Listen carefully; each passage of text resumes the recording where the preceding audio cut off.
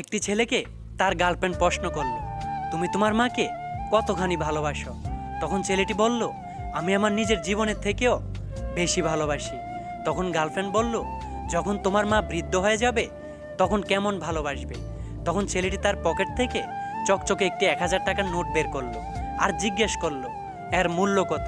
তখন গার্লফ্রেন্ড বলল, 1000 টাকা। ছেলেটি হাত দিয়ে নোটটি মোচড়ানোর পর বলল, এখন এর মূল্য কত? গার্লফ্রেন্ড অবাক হয়ে বলল, 1000 টাকা। তারপর ছেলেটি নোটটিকে পায়ের নিচে ধোলাই করলো এবং জিজ্ঞেস করলো, এখন এর মূল্য কত?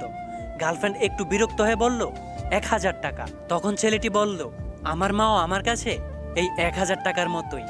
যতই বৃদ্ধ হোক না কেন, আমার কাছে তার মূল্য সবসময় সমান। Tandani nare tare nandano tare nare no. Tandani